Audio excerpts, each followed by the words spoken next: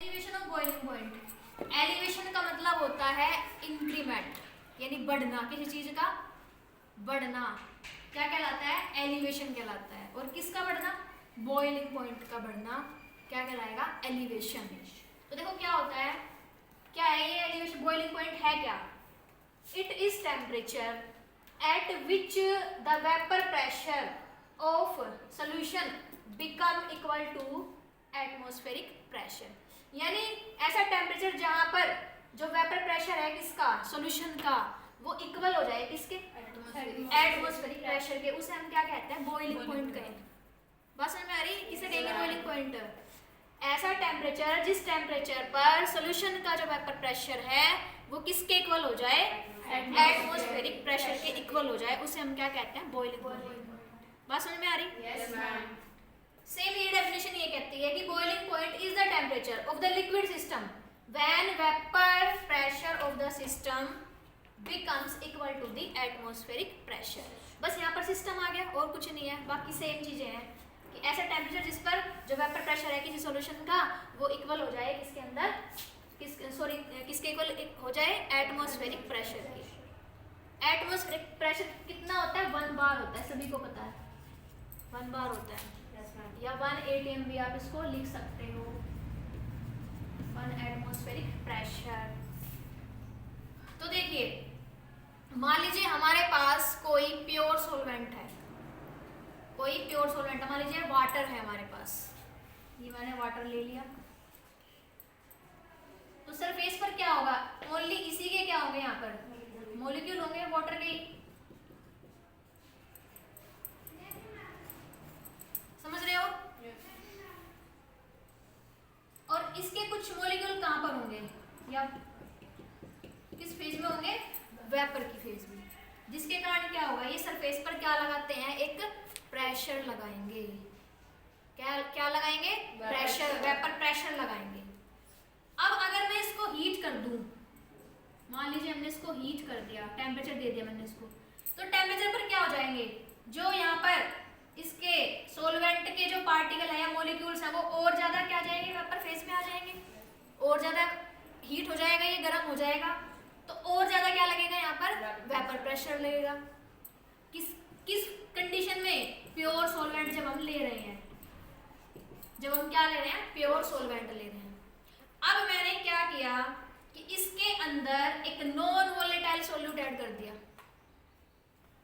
दूसरा कंटेनर लिया और इसके अंदर एक सॉल्यूट ऐड कर दिया मैंने। तो अब सरफेस पर क्या रहेगा? सॉल्यूट और सॉल्वेंट दोनों के ही क्या रहेंगे? यहाँ पर मॉलिक्यूल रहेंगे।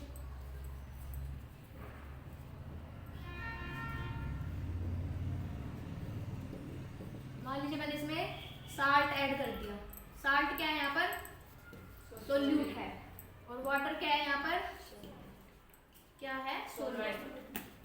बात समझ में आ रही? अब देखो यहाँ पर तो वेपर ज्यादा बन रही थी क्योंकि ये प्योर सॉल्वेंट है, और सरफेस पर केवल इसी के क्या थे? मॉलिक्यूल थे। लेकिन अब क्या किया? एक हमने जब इसके अंदर नॉन वोलेटाइल सॉल्यूट ऐड किया तो वेपर प्रेशर कैसा होगा? कम हो जाएगा। क्यों? क्योंकि वो नॉन वोलेटाइल है, नॉन वोलेटाइल है तो वो वेपर फेज में नहीं आना चाहता, सिंपल सी बात है। और वो क्या करेगा? वो जब नहीं आना चाहेगा तो सरफेस उसने किसकी ले ली? सॉल्वेंट की भी ली है। समझ रहे हो? क्योंकि यहाँ पर सॉल्यूट और सॉल्वेंट दोनों के क्या है? पार्टिकल है। तो अब यहाँ पर जो वेपर्स बनेगी वो कैसी बनेगी? कम मात्रा में बनेगी। बात समझ में आई? Yes ma'am. क्योंकि ओनली सॉल्वेंट ही क्या है? वेपर फेज में, और जो सॉल्यूट हमने ऐड किया है वो वेपर फेज में नहीं जाना चाहता। ठीक है, तो यहाँ पर वेपर प्रेशर कैसा होगा? डिक्रीज।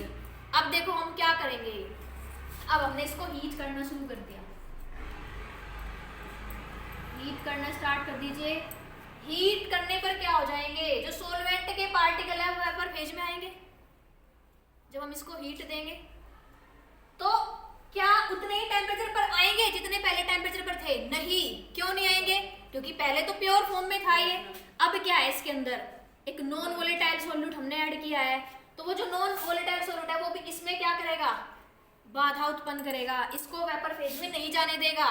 बात समझ रहे हो? तो हमें इसको और ज्यादा क्या करना पड़ेगा, हीट करना पड़ेगा। पहले से ज्यादा इसको हमें क्या करना पड़ेगा, हीट करना पड़ेगा, बहुत ज्यादा हीट देनी पड़ेगी। तो एक ग्राफ के थ्रू हम समझते हैं। क्या यहाँ पर ये समझ में आ गया आपको बात? इतना समझ आ गया सभी को? चलो देखिए आगे।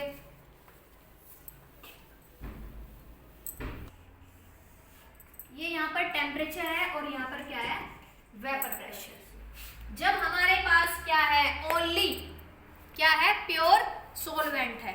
मान लीजिए यहाँ कैसी है और 25 डिग्री सेंटीग्रेड में मान लीजिए यहाँ से ये क्या हो रहा है, वेपर फेज में इसने जाना शुरू किया। अब हम धीरे धीरे क्या कर रहे हैं, टेम्परेचर को बढ़ा रहे हैं। और मान लीजिए टेम्परेचर बॉइलिंग पॉइंट कब स्टार्ट हो जाएगा, जब सॉल्यूशन का जो वेपर प्रेशर है कहाँ पहुंच जाए, 1 बार के क्या हो जाए, इक्वल। मान लीजिए 1 बार यहाँ पर है, 1 एटमॉस्फेरिक प्रेशर यहाँ पर है। बात समझ में आ रही है? अब देखो यहाँ से हमने टेम्परेचर बढ़ाया और यहाँ जाने तक ये इक्वल हो गया। सॉल्यूशन का जो वेपर प्रेशर है किसके इक्वल हो गया, यहाँ पर किसके इक्वल हुआ है, एटमॉस्फेरिक प्रेशर के इक्वल हो गया। यहाँ पर ये इसको क्रॉस कर जाएगा, जब हम हीट देंगे तो और ज्यादा क्या हो जाएगा, ये वेपर फेज में चला जाएगा। तो ये हो गया यहाँ पर किसका, सोलवेंट का वेपर प्रेशर।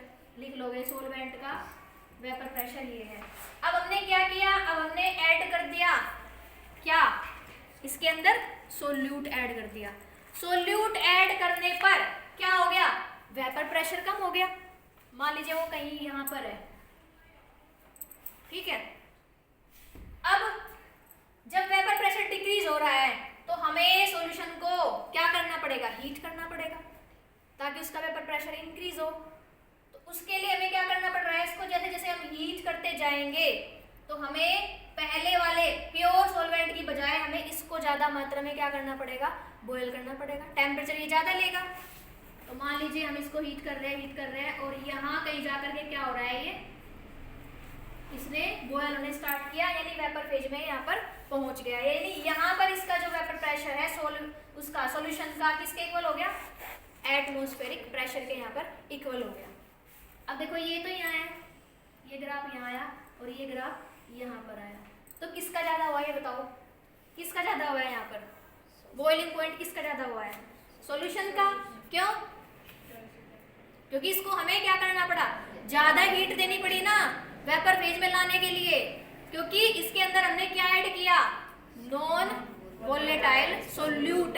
यानी सिंपल सी बात है कि जब हम किसी सॉल्वेंट के अंदर कोई नॉन वोलेटाइल सोल्यूट ऐड करते हैं तो हमें उसको ज्यादा क्या देनी पड़ती है, हीट देनी पड़ती है, जिसके कारण बॉइलिंग पॉइंट क्या हो जाता है, एलिवेट हो जाता है। बात समझ में आई? इसी को हम क्या कहते हैं, एलिवेशन ऑफ बॉइलिंग पॉइंट कहते हैं, एलिवेशन ऑफ बॉइलिंग पॉइंट कहते हैं। अब देखो मान लीजिए इसको, ये है TB नॉट और ये है यहाँ पर TB, और जो डिफरेंस है दोनों के बीच का इसको मान लेंगे हम क्या, डेल्टा TB। तो लिख लेंगे यहाँ पर डेल्टा TB इजिकल टू क्या आ जाएगा, ज्यादा वाले में से क्या करोगे, कम वाले को माइनस कर दोगे, तो ये आ जाएगा TB माइनस TB नॉट। इस तरह से ये डिफरेंस आ जाता है। डेल्टा TB अगर आपको निकालना आ जाए तो क्या करोगे, ज्यादा वाले में से किसको कर दोगे, माइनस, कम वाले को कर दोगे, ठीक है। अब देखिए लिखोगे इसमें आगे,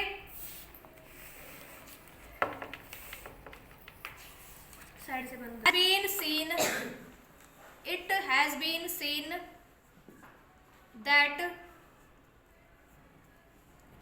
it has been seen that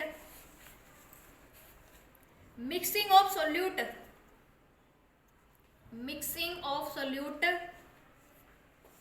to a solvent, mixing of solute to a solvent reduce the vapor pressure, reduce the vapor pressure।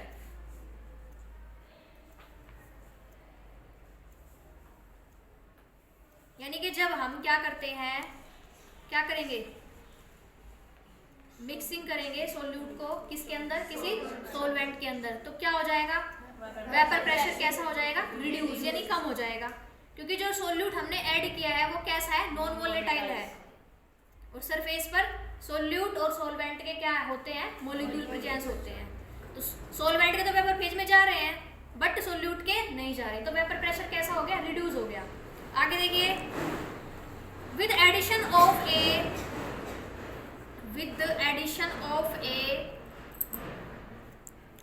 Solute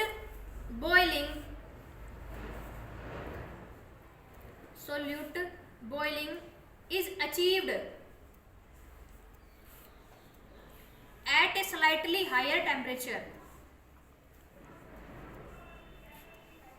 at a slightly higher temperature, यानी कि अब हमें क्या करना पड़ेगा, अब हमें इसको, जब हम इसको बॉयल कर रहे हैं तो टेम्परेचर क्या करना पड़ेगा, ज्यादा देना पड़ेगा इसको, क्योंकि सॉल्वेंट को तो कम देना पड़ा था, ठीक है, क्योंकि वो प्योर फॉर्म में था, लेकिन जैसे सोल्यूट ऐड किया तो वेपर प्रेशर डिक्रीज हो गया, बॉइलिंग पॉइंट भी घट गया उसका, इसलिए हमें क्या करना पड़ेगा, बॉइलिंग पॉइंट बढ़ाने के लिए टेम्परेचर को भी क्या करना पड़ता है, उसको बढ़ाना पड़ेगा। चलो आगे देखिए, this increment in the boiling temperature, this increment in the boiling temperature is called the elevation of boiling point.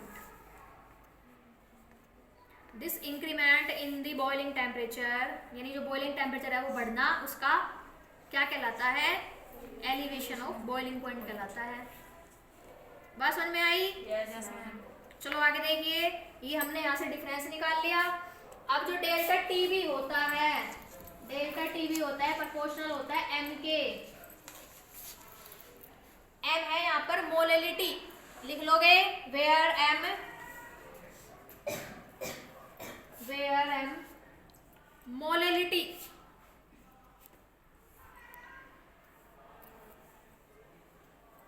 Molality, और मोलेलिटी क्या होती है बताओ, आपने पढ़ा था जब मैं सॉल्यूशन वाली यूनिट करवा रही थी, delta Tb is equal to, molality क्या होती है, लिख लोगे, इज इक्वल टू नहीं, सॉरी, प्रोपोर्शनल करा है ना, क्या होती है बताओ, मोलेलिटी क्या होती है, नंबर ऑफ मोल्स ऑफ, लिख लो, non volatile solute, number of moles लिख लेंगे, नंबर ऑफ मोल्स, किसके मोल्स बताओ, किसके moles, volatile, non volatile solute के, of non volatile solute, non volatile solute, और अपॉन में क्या आ जाएगा, मास ऑफ सोलवेंट, क्या आ जाएगा, मास ऑफ सोलवेंट, किसमें, और केजी में, ठीक है। तो मोलेलिटी क्या होती है, number of moles of non volatile solute upon mass of solvent. अब देखो, जब हम प्रोपोर्शनल का साइन हटाते हैं तो क्या आएगा, यहाँ पर कांस्टेंट आएगा, तो लिख लेंगे यहाँ पर delta T b is equal to K b m, delta T b is equal to K b m, if m is equal to 1, if m is equal to, हमने क्या कर लिया, एम मान लिया, तो डेल्टा टी बी किसके इक्वल आ जाएगा, के बी के, delta T b is equal to आ जाएगा के बी के, वेयर के बी लिखो,